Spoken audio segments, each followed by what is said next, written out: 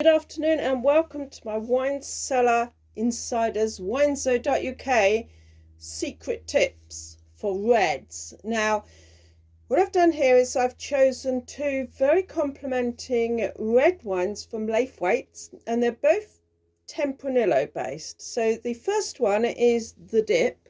They're both animal themed. The Dip is an Iberian fearsome hound, and this wine is Tempranillo with Tintotera. Very exciting black grape that bleeds black. Most red black grapes bleed white. That's how we get champagne, from two red grapes and one white grape. And the other is a magical mix.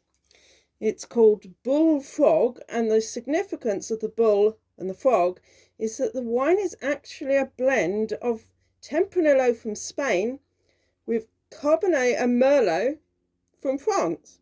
Pretty unheard of. Now, I like to have several bottles like this in. They're around about £11 from Laithwaites, and I'll leave you a link below. Okay. They're both Tempranillo based, and they're both massively fruit driven. So you're not going to get a long finish. You're not going to get a lot of leather tannins, but you are going to get some magnificent fruit without it being lush, and unbalanced. So here in this glass I've got Bullfrog. They're both beasts at 14.5%. They're both very similar to look at. They're quite translucent and are a fantastic purple ruby.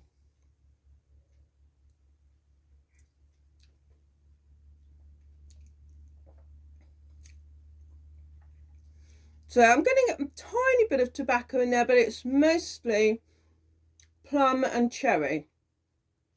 Very delightful, very drink me now, very gluggable. And this one is the Dip.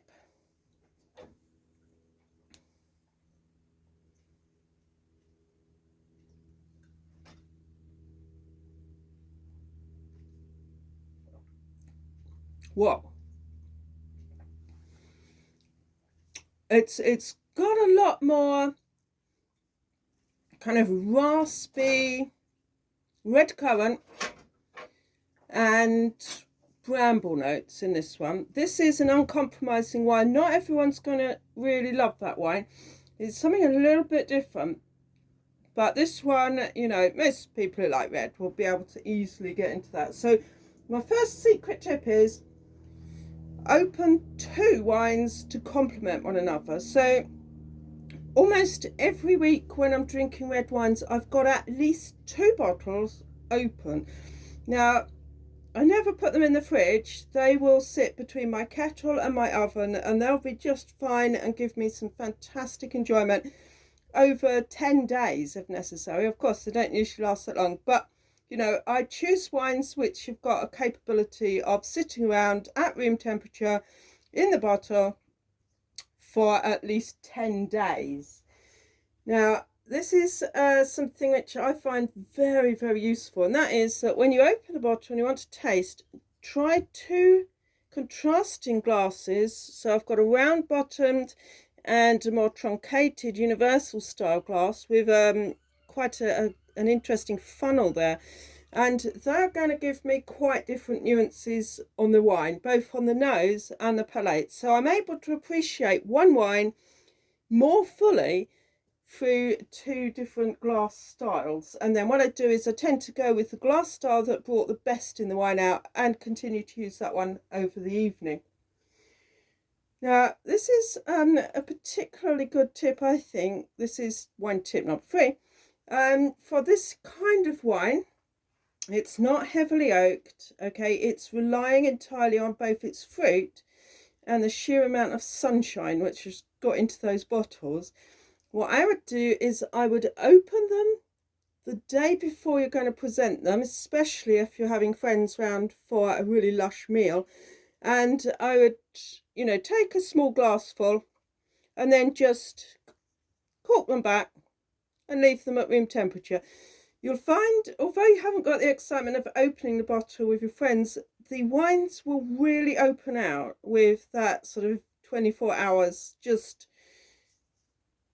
opening in the bottle. It's just a little bit more oxygen to aerate them, and they will give you a much more distinctive window onto their actual style. So choose 2 wines to complement one another. Try them in 2 different glass shapes. Open them and just leave that amount out of the bottle the day before. So really top tip. And now this is the tip that I rarely share, but I enjoy very much, which is I've got 2 wines which are similar. They're not, you couldn't mistake one for the other by any means, but they're very complementing, and of course they come from roughly the same area, and they both contain Tempranillo. So this one was more red currant and bramble, and this is plum and cherry. There's not a lot of leather, there's not a lot of tobacco or licorice or pepper spice. There's a bit of a kick in both of them, but there's not a huge long finish. So what I'm going to do is I'm just going to blend them together. Now this may or may not work. Sometimes it does, sometimes it doesn't. But sometimes you can find the most mesmeric blend just by going out on a limb and being a little bit daring. So we've got fantastic translucent ruby purple notes there. Let's see on the nose. Yeah, I'm getting fantastic red fruit salad with a little bit of forest mushroom.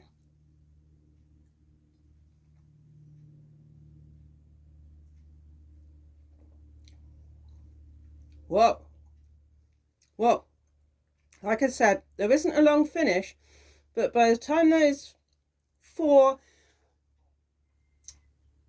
fruit flavours are kicking around my mouth, I don't think I've ever tasted such a mouth-filling wine before. So I might well continue to blend those 2. They are absolutely incredible. The 2 of them together is something you and your friends will never forget. They're not oaked wines, they're glugger wines, but boy are they fruit driven. And I don't mean in that sort of lush, you know, overripe style. Whew. Getting a little bit of blueberry and licorice there on the nose.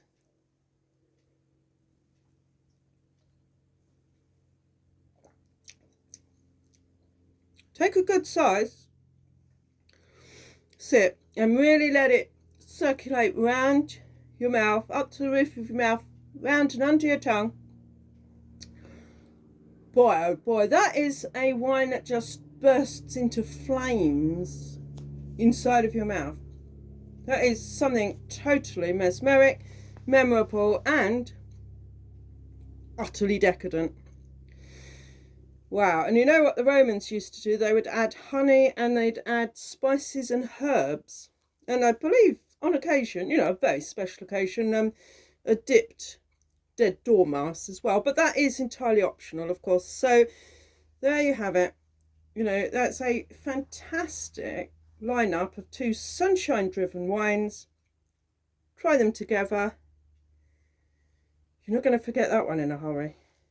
All the best tips from winezo.uk, and get yourself a barrel load or at least a case from Laithwaites. There's a discount down below. What's the word? Adios.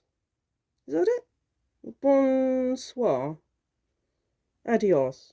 Is adios? I don't know.